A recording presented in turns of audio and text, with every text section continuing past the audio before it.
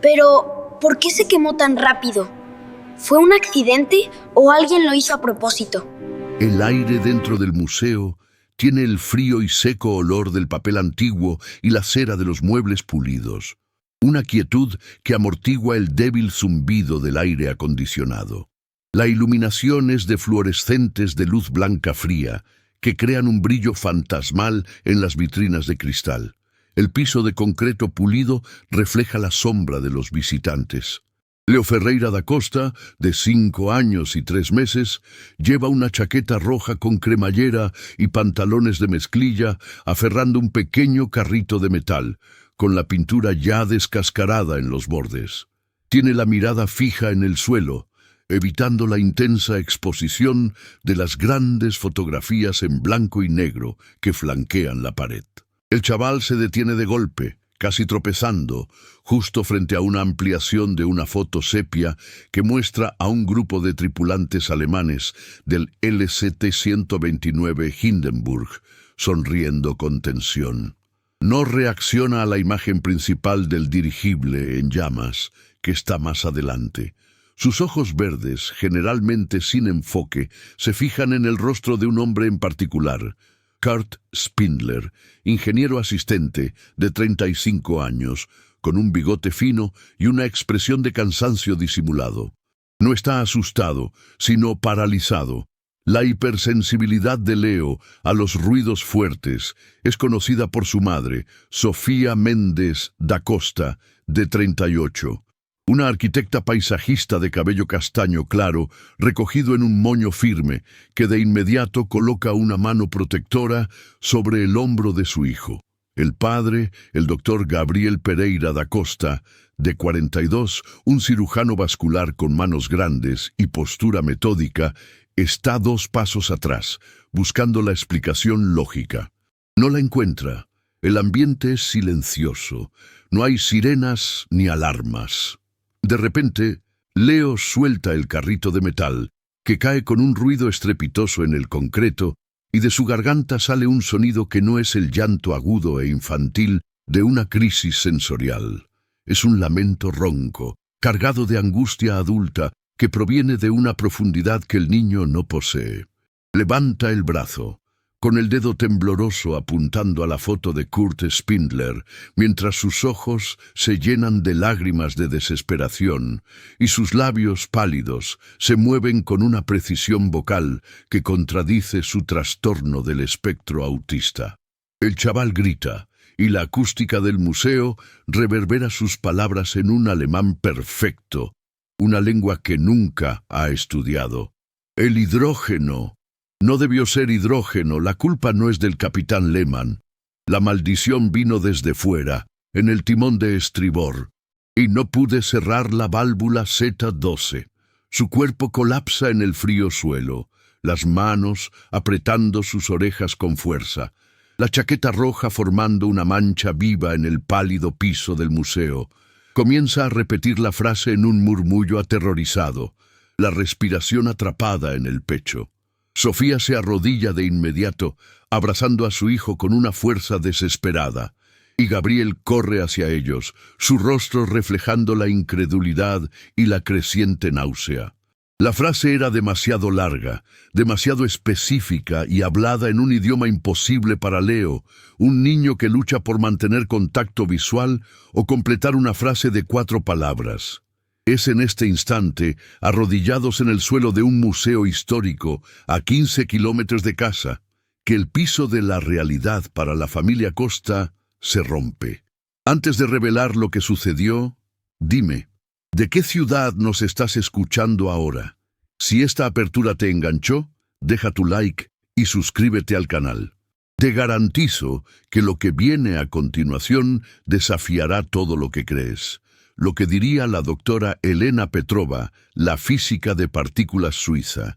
La precisión y el perfil de quemado son consistentes con el desastre del Hindenburg, pero la relación del objeto con la memoria del niño permanece fuera del alcance de la física convencional. El día anterior al evento imposible, comenzó en la moderna cocina de la familia un ambiente bañado por la luz natural que entraba por los grandes ventanales orientados al jardín, contrastando con los electrodomésticos de acero cepillado y la encimera de cuarzo blanco. Sofía estaba preparando panqueques de avena y miel, la sartén de hierro fundido crepitando suavemente, mientras Gabriel leía el New England Journal of Medicine en su iPad, tomando su primer café expreso del día. Leo estaba sentado a la mesa, vistiendo una camisa polo celeste con un pequeño logotipo de un velero, su comida favorita. Panqueques cortados metódicamente en 12 pedazos perfectamente iguales, acompañados de un vaso de leche entera helada. El cotidiano de Leo estaba definido por rutinas obsesivamente mantenidas, un rasgo de su TEA nivel 1. Los panqueques debían ser cortados con precisión, la leche debía estar exactamente a 5 blen, y su carrito de metal, el Dodge Challenger miniatura, tenía que estar en el borde derecho de la mesa, alineado con el pico de la jarra de café. Comía en silencio casi completo, su foco singular en el acto de alimentarse, lo que daba a la familia una ilusión de tranquilidad que Sofía y Gabriel trabajaban arduamente por mantener. Sofía observaba a su hijo con la ternura protectora de quien conoce cada matiz de un ser hipersensible. Sabía que la normalidad era una construcción frágil para Leo.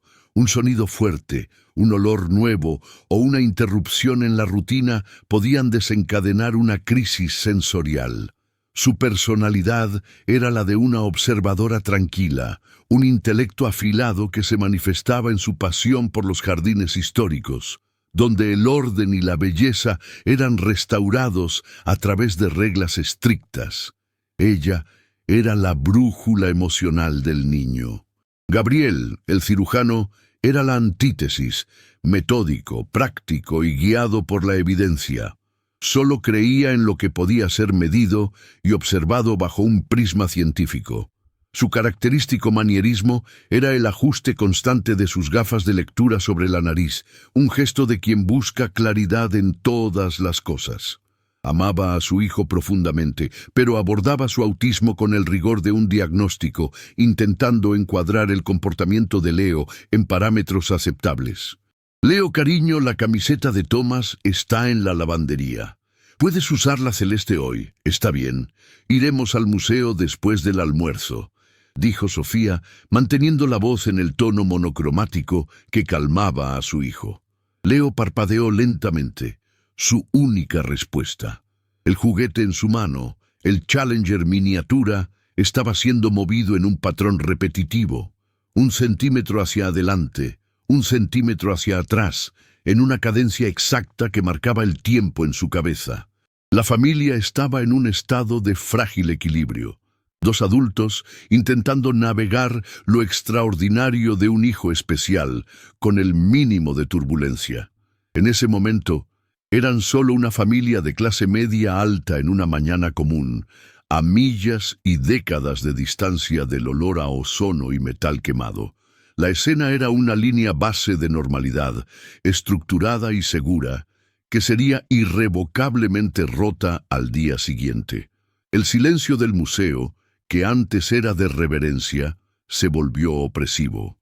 Leo estaba fijado en la fotografía sepia de Kurt Spindler, el ingeniero electricista real, víctima del desastre, jamás asociado públicamente al incidente, y su angustia crecía. La reacción física inmediata de Leo al grito de pánico fue la contracción de todos los músculos del cuerpo, un espasmo tónico que lo hizo caer. Sus manos presionaban sus oídos, pero lo que él escuchaba no era externo, era el sonido de la muerte. La primera habla extraordinaria, en alemán perfecto, resonó. Sofía, la arquitecta que buscaba belleza en los jardines y no podía entender el caos de las palabras alemanas, inicialmente reaccionó con la no comprensión. «Dios mío, Leo, ¿qué es eso, mi amor? ¿Estás bien? ¿Fue un sonido muy fuerte? ¿Qué estás diciendo?» Intentó alejar al niño de la foto, pero la manita de Leo permaneció estirada, señalando. Gabriel, con su instinto de cirujano que busca la causa primaria del dolor, intentó la racionalización. Sacó el celular y encendió la aplicación medidora de decibelios. 72, Sofía. Está en 72 decibelios. No es alto. Esto es una crisis sensorial exacerbada. Vio la imagen del fuego del dirigible. Es una historia triste. Y su sensibilidad solo está en pánico. Intentó levantarlo, pero Leo estaba inerte. Pero las palabras volvían, esta vez en un murmullo aterrorizado, la repetición de la precisión técnica, el olor a ozono y metal quemado. La reacción de Leo era de trauma adulto, no de rabieta infantil. No estaba llorando de frustración, sino de angustia existencial. Fue la mención de la válvula Z12, un detalle muy específico, muy técnico, lo que plantó la primera semilla de inquietud en Gabriel. No reconoció la frase, pero reconoció la precisión fría y mecánica de la jerga, algo que Leo jamás podría haber escuchado o leído. El doctor Costa miró a su esposa y vio en sus ojos la misma duda aterrorizada. Apretó la mandíbula, cargó a su hijo en brazos, sintiendo el temblor involuntario que recorría el pequeño cuerpo. Intentó la voz de mando, la voz que usaba en el quirófano, pero le falló. «Cariño, ¿estás seguro de eso? Nunca viste esta foto antes en tu vida». Sofía solo abrazó al niño y lloró, un llanto silencioso, sin lágrimas. La crisis sensorial, el diagnóstico reconfortante, de repente parecía una mentira débil. El misterio había emergido, y lo que tenían en sus brazos no era solo un hijo asustado, sino un enigma en carne y hueso, listo para desplegarse. Horas después, la oficina de los Costa, un espacio que Gabriel usaba para investigaciones médicas con libros apilados y un gran monitor, se convirtió en el centro de la investigación nocturna. Leo estaba medicado y dormido, exhausto, pero la cita extraordinaria aún flotaba en el aire. Gabriel y Sofía estaban en silencio. La progresiva revelación comenzó a la mañana siguiente, cuando Leo, en su mesa de actividades, no estaba jugando con su Challenger, sino dibujando con lápices de cera en papel de acuarela. La primera afirmación extraña vino en forma de dibujo. Leo dibujó un dirigible, pero no el Hindenburg en llamas de las fotos del museo. Dibujó el dirigible intacto, pero con un detalle: una pequeña mancha rectangular en el lateral de la estructura. Debajo, escribió a mano, con la grafía infantil pero legible, Kurt Spindler.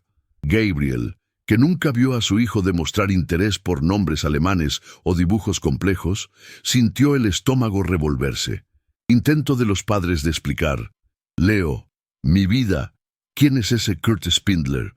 ¿Dónde escuchaste ese nombre?», preguntó Sofía con la voz lo más suave posible.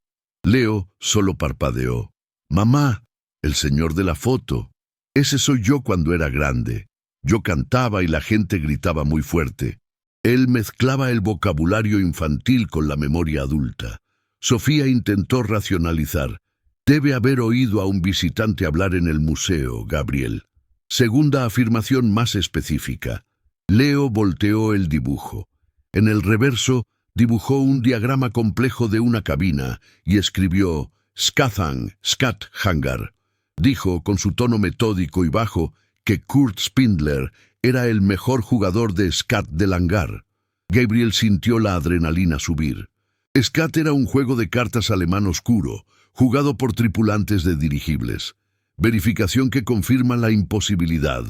Gabriel, con acceso a bases de datos académicas, tecleó Kurt Spindler Hindenburg Scat.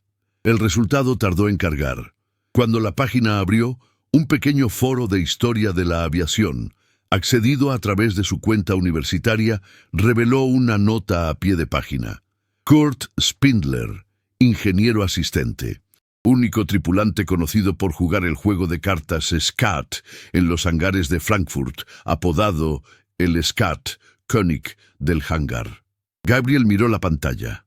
El nombre, la profesión y el detalle privado, nunca asociado públicamente al incidente, eran una prueba de conocimiento imposible. Silencio pesado, mientras la implicación penetra. Gabriel apagó el monitor y miró a Sofía, que tenía el dibujo de Leo en las manos. El silencio en la sala era absoluto, roto solo por el zumbido de la ventilación del calentador. El escepticismo de Gabriel había implosionado, sustituido por un miedo frío y total. La implicación era clara.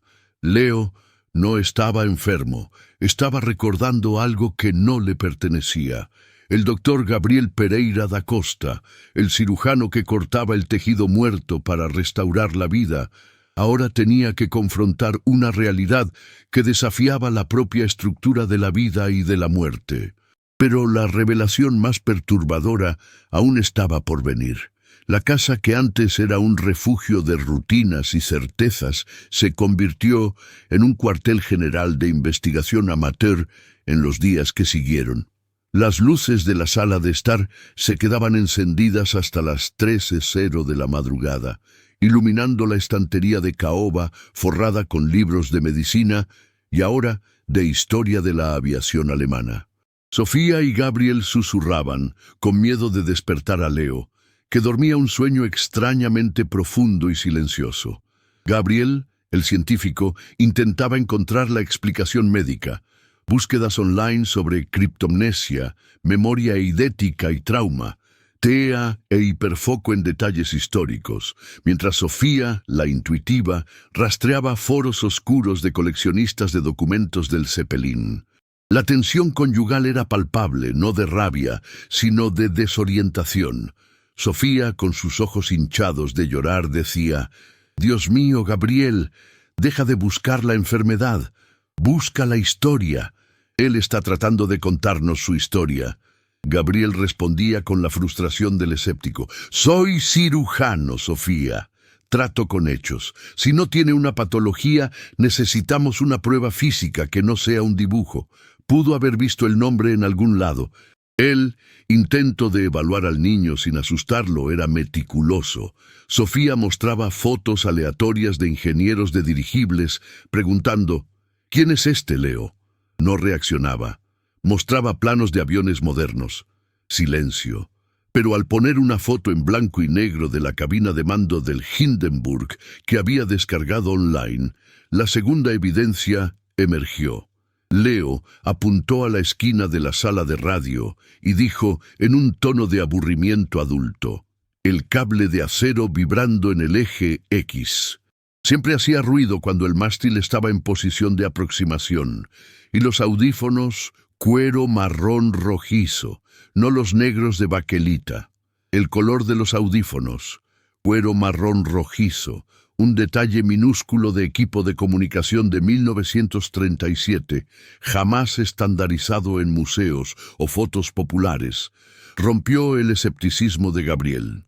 Pasó las 2 horas siguientes buscando en archivos de restauración de equipos de radio de la Marina alemana y finalmente encontró un oscuro informe técnico que mencionaba el uso experimental de cuero teñido para audífonos de alta frecuencia en un lote específico del Hindenburg. Gabriel miró el monitor, sus manos temblaban. Ya no había forma de racionalizar esto. El conocimiento de Leo era estructural, íntimo, y la precisión del detalle era la prueba de que no solo estaba repitiendo, estaba recordando.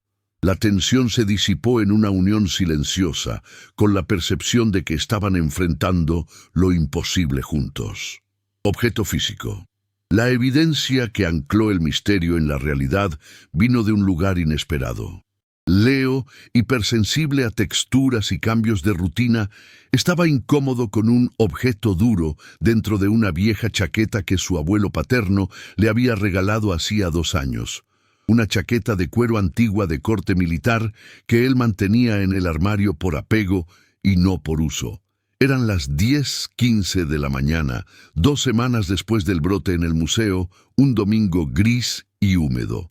Leo llamó a Sofía, señalando el forro de la chaqueta de cuero marrón oscuro que estaba colgada en la puerta del armario. El cuero era grueso, con fuerte olor a moho y curtiduría envejecida. Sofía palpó el forro, sintiendo la protuberancia irregular y maciza. Tomó unas tijeras de costura e hizo un corte milimétrico, siguiendo el contorno de una costura. Al abrir, el objeto se reveló. Un botón de latón oxidado, de 2.5 centímetros de diámetro, sorprendentemente pesado en sus manos, con la temperatura fría de algo que permaneció inerte por décadas. Su textura era áspera debido a la oxidación, con el color verde oscuro del cobre envejecido. En el centro del botón, cuidadosamente grabado, estaba el emblema no oficial de la tripulación del Hindenburg, un cepelín estilizado volando sobre un globo. En el reverso, casi ilegible bajo la suciedad de 80 años, Gabriel usó su estetoscopio quirúrgico para amplificar el sonido y la textura, revelando las iniciales grabadas: KS, Kurt Spindler. La reacción visceral de Gabriel al sostenerlo fue de náusea. El metal estaba frío, pero sentía un calor residual, como si el objeto aún retuviera el calor del fuego. Gabriel, volviendo a su clínica, llevó el botón y lo examinó bajo el microscopio quirúrgico Leica. No buscaba la historia, sino la prueba de fraude. En su lugar, encontró una microexcoriación en el reverso, con un residuo fino, casi un polvo negro, que parecía grafito. La decisión fue inmediata y unánime, tomada en la oscuridad de la sala de estar mientras Leo dormía. Este objeto era demasiado real, demasiado específico, y ligaba a Leo inequívocamente a un hombre muerto en 1937. Necesitaban experiencia externa y una validación científica que la familia no podía manipular. Primer especialista. El primer validador científico local fue el doctor Alistair Finch, de 68 años, curador senior e historiador de aviación en el Museo de la Sociedad Histórica de Joint Base Maguire-Dix Lakehurst. Los padres lo encontraron en su oficina, una sala estrecha en el fondo del museo, llena de diplomas enmarcados de la Universidad de Princeton y pilas de libros raros sobre aerostatos. El olor era a papel envejecido y café recalentado. El doctor Finch, un hombre alto con gafas de montura gruesa y voz grave, era conocido por su escepticismo y su rigurosa postura académica. Escuchó la historia de Leo con una sonrisa condescendiente, el lenguaje corporal exudando escepticismo, y dijo: «Señores Costa, la mente infantil es fascinante. Coincidencias. El botón puede ser de cualquier uniforme alemán». Usaba un tono de voz pausado, intentando tranquilizar a los padres. Sin embargo, al recibir el botón y sentir el peso del latón oxidado en sus manos, su manierismo de acariciar la barba se detuvo. El proceso de examen fue detallado. El doctor Finch tomó un espectrómetro de fluorescencia de rayos X portátil PXRF, un equipo compacto pero preciso. Colocó el botón bajo el haz del PXRF, ajustó la magnificación a 400 Ks en el área del residuo carbonizado y el suave zumbido de la máquina llenó la sala. Observó el monitor del PXRF y comenzó a murmurar sus observaciones técnicas.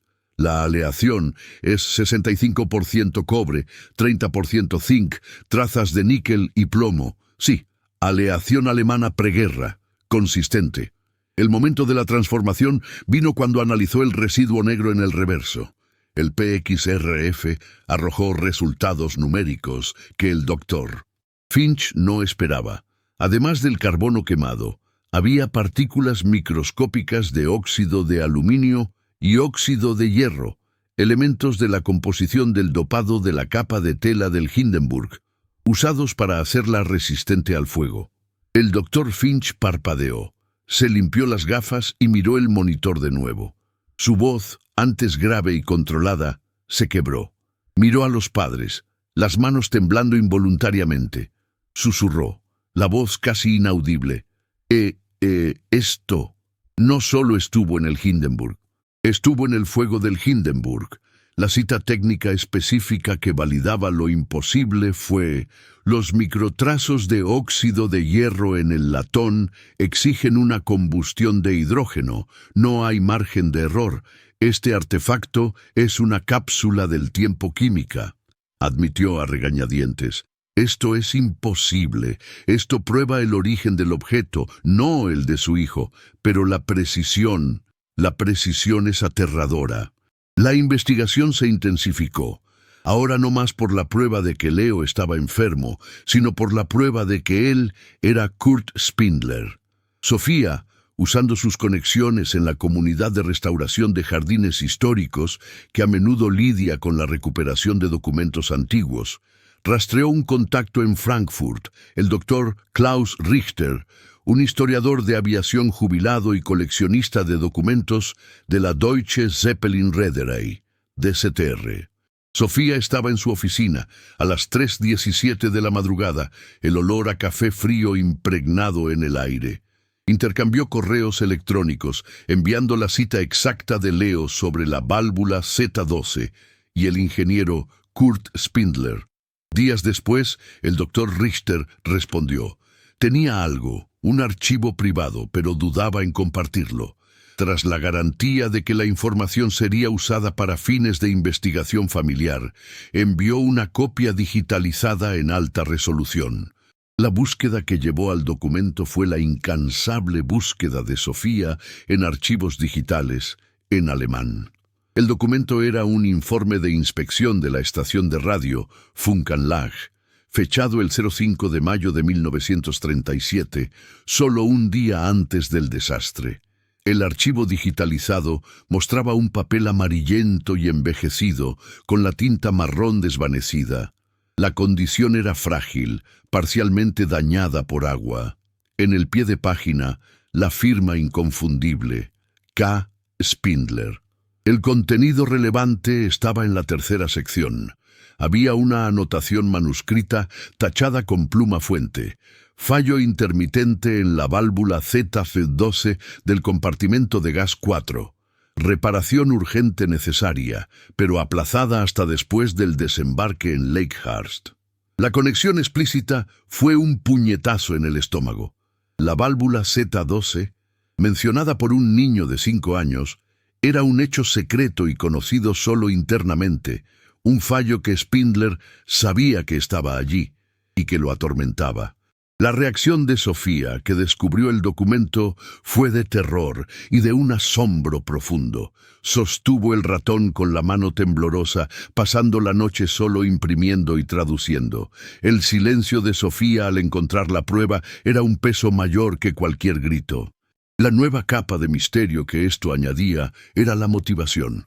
Leo no solo estaba recordando hechos, estaba buscando la redención de la culpa de Kurt Spindler por un error que creyó haber contribuido a la tragedia, aunque la causa oficial fuera otra.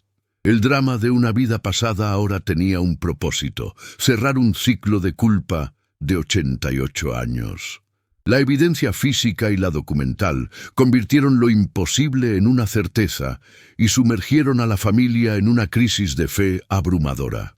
El peso de la reencarnación, validado por un espectrómetro y una pluma fuente de 1937, amenazaba con romper a la familia. Sofía y Gabriel se encontraban por la noche en el dormitorio después de que Leo dormía, y sus conversaciones ya no eran sobre qué hacer, sino sobre su propia cordura y el futuro de su hijo.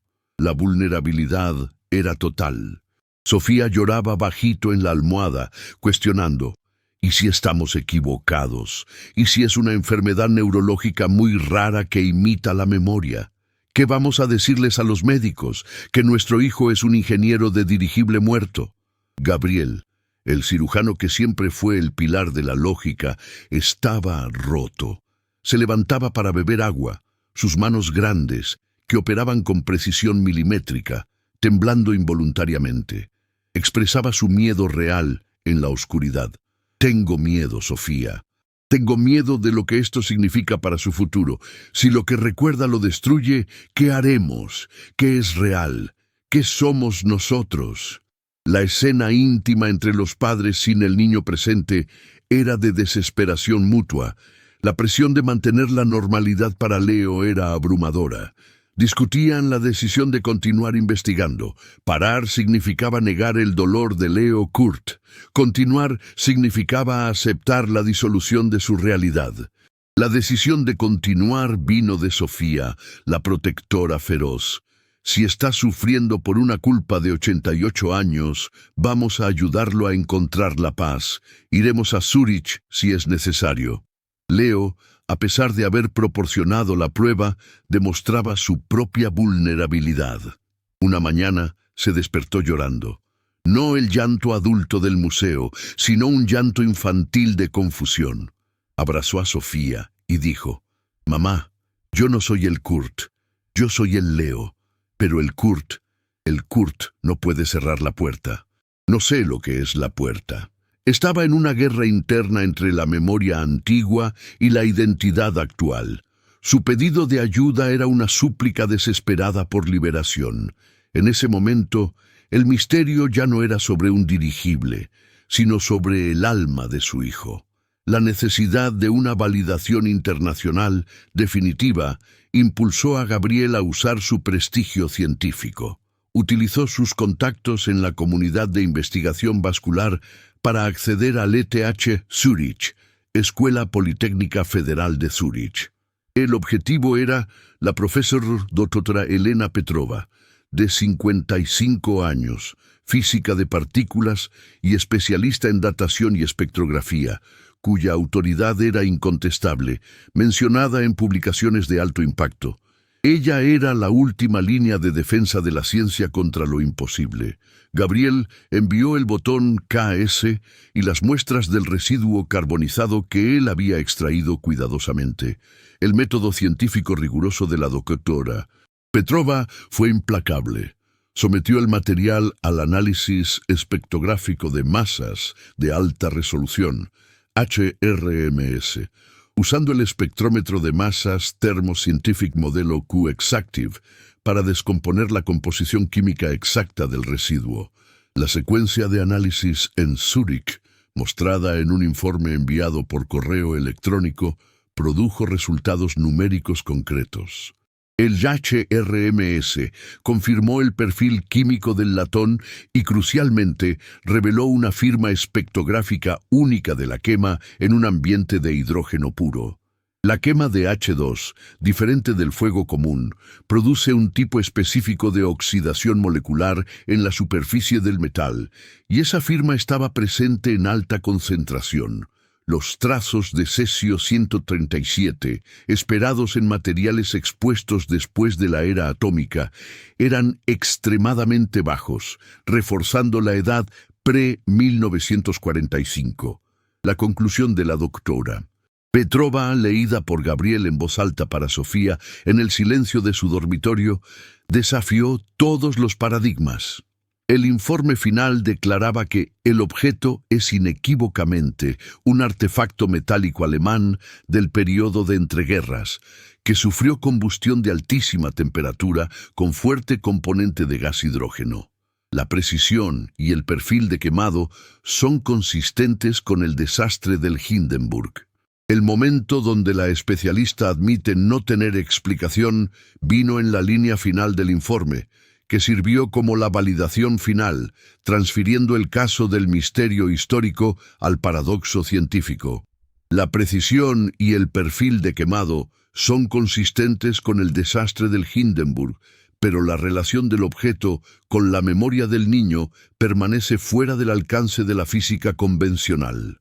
Gabriel apagó el monitor, su escepticismo ahora completamente aplastado por datos de alta precisión.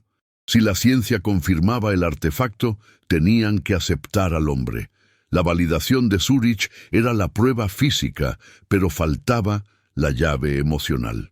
El giro del segundo acto vino en forma de una nueva comunicación del doctor Klaus Richter, el coleccionista alemán, que, sensibilizado por la seriedad de la investigación científica, había sido contactado por un colega en el ETH Zúrich, reveló la existencia de un documento que había dudado en divulgar.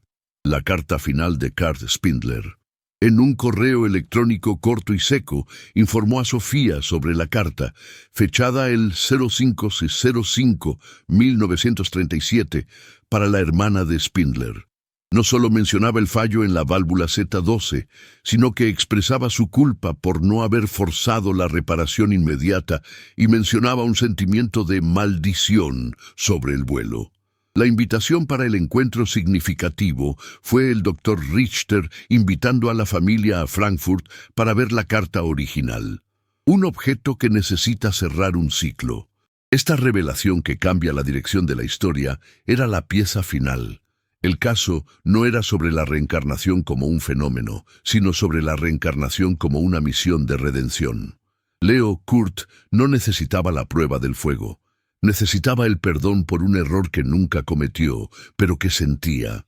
La decisión de viajar a Frankfurt y Zúrich fue inmediata, tomada con un peso emocional que superaba el miedo.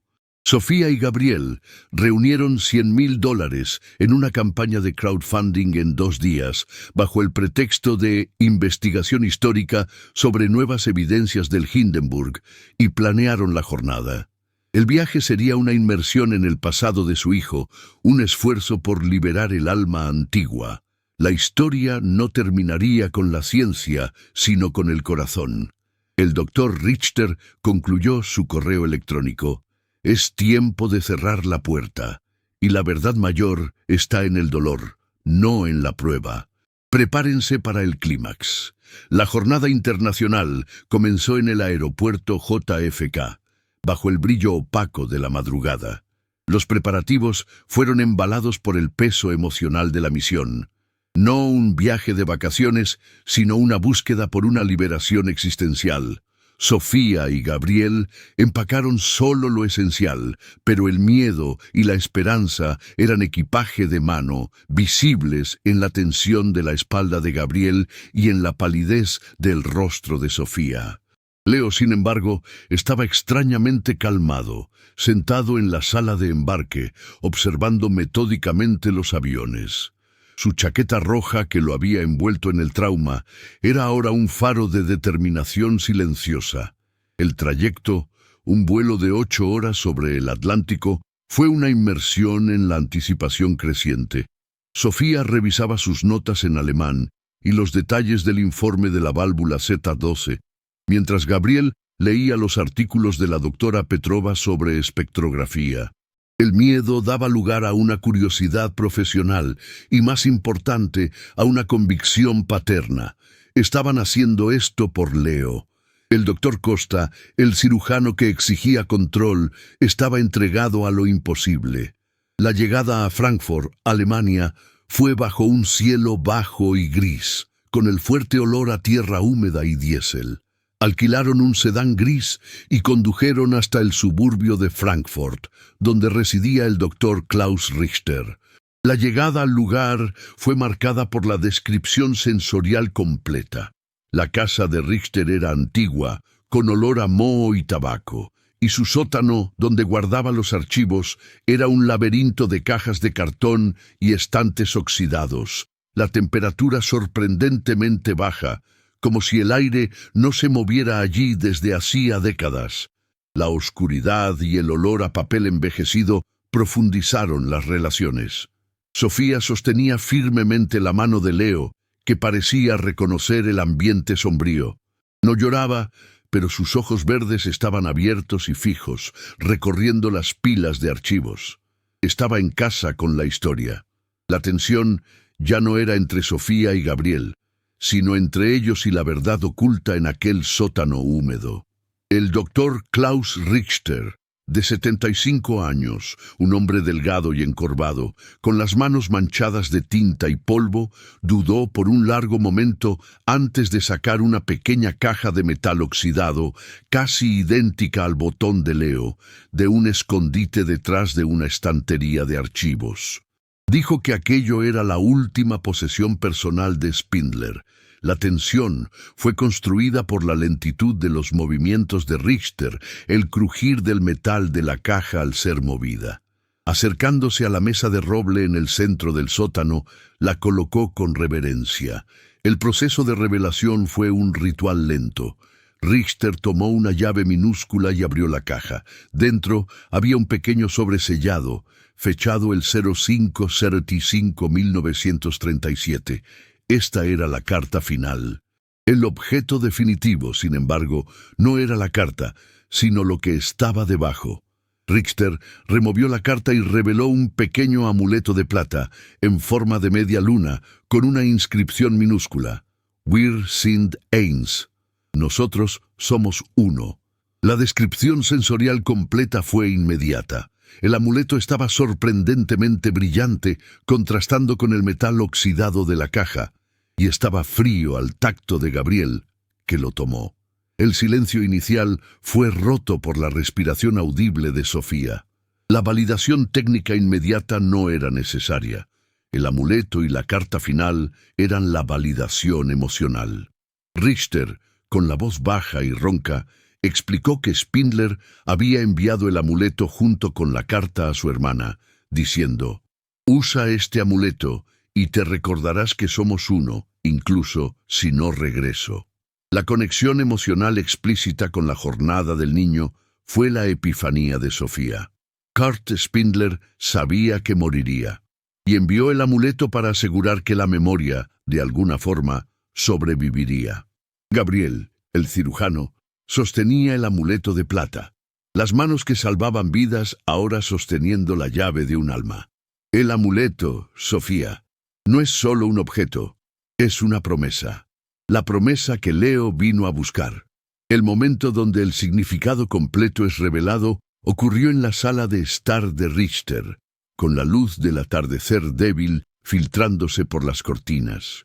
Sofía, fluente en alemán por su trabajo en jardines históricos, sostuvo el papel envejecido, la tinta marrón desvanecida casi desapareciendo, y comenzó a traducir la carta de Kurt Spindler para su hermana. Gabriel y Leo estaban sentados en el sofá de cuero marrón, en silencio. La lectura de la carta fue un clímax emocional, no solo informacional. Spindler escribía sobre la belleza del dirigible, pero también sobre su miedo. Confesaba: «Siento una maldición en este vuelo, no de enemigos, sino de nosotros mismos. No forcé la reparación inmediata de la válvula Z12. Pude haber insistido. El comandante Lehmann confía en nosotros, pero fallé. Si algo sucede, recuerda, yo quería cerrar la puerta, solo quería cerrar la puerta». Cuando Sofía terminó de leer, el llanto era de ella.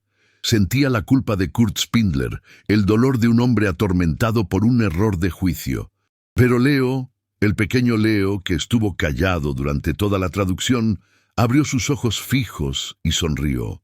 No una sonrisa de niño, sino una sonrisa de paz profunda y liberación. Extendió la mano hacia Sofía y por primera vez desde el museo no estaba en pánico. Dijo en su voz baja y metódica, pero sin la cadencia alemana, solo el vocabulario infantil: «Mamá, él no tenía que culparse, la maldición no era suya, la válvula 12 no habría cambiado nada, él solo quería cerrar la puerta». Y consiguió cerrar la puerta. «Estoy en casa, mamá». La transformación en tiempo real fue visible.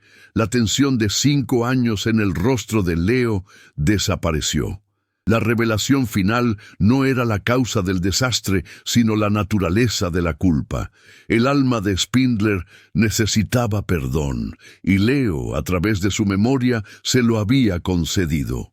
Gabriel abrazó a los dos. El cirujano que dudaba del amor trascendente ahora era el padre que atestiguaba lo imposible. Y finalmente entendieron que algunas verdades atraviesan lo imposible. La resolución no selló el misterio. El fenómeno de la reencarnación permaneció inexplicable por la física, pero la jornada emocional estaba completa. El impacto inmediato en las personas presentes fue el alivio silencioso. El doctor Richter, el historiador, negó con la cabeza diciendo: «El Hindenburg siempre fue un misterio histórico, pero ahora es un misterio del alma». La familia regresó a Nueva Jersey una semana después. Las consecuencias para el mundo externo fueron breves. La doctora Petrova publicó su informe sobre el botón en un artículo académico sobre la espectrografía de aleaciones preguerra, omitiendo la historia del niño, lo que generó 200 millones de visualizaciones en 48 horas en foros de historia. Pero la familia Costa estaba reunida, procesando la experiencia en su propia burbuja de nueva normalidad. Leo estaba transformado, pero seguía siendo niño. Volvió a comer sus panqueques cortados en 12 pedazos y a jugar con su carrito, pero el patrón de habla en alemán y la hipersensibilidad extrema a ruidos disminuyeron. Era Leo, no Kurt, aunque llevaba consigo la paz de Kurt. La resolución fue simbolizada por un gesto simple. La familia plantó un jardín de rosas blancas, alba rosa, símbolo de inocencia y memoria, en el jardín de su casa. La familia ya no hablaba de la válvula Z12, sino que hablaba del jardín del Kurt. El arco humano estaba cerrado, con la comprensión de que el amor y la búsqueda por la verdad podían curar heridas que atravesaban la muerte. Un breve salto temporal de 6 meses.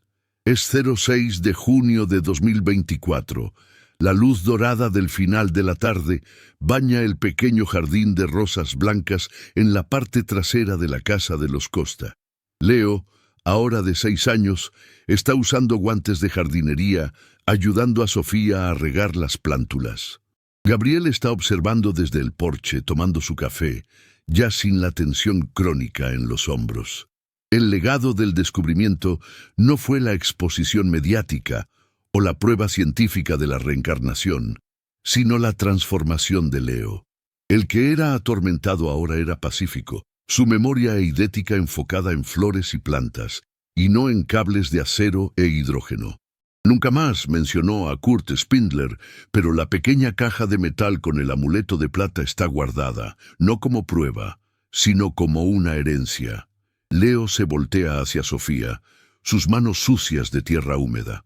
La abraza y dice, en un tono de voz perfectamente calmado, «Mamá, me gusta plantar cosas. Es como empezar de nuevo, pero mejor». Y así, la familia Costa aprendió que el amor era el único material capaz de resistir al fuego de un dirigible y al tiempo. Tal vez la memoria sea el único archivo que la ciencia nunca logrará borrar, y el amor, el único código capaz de desvelarlo.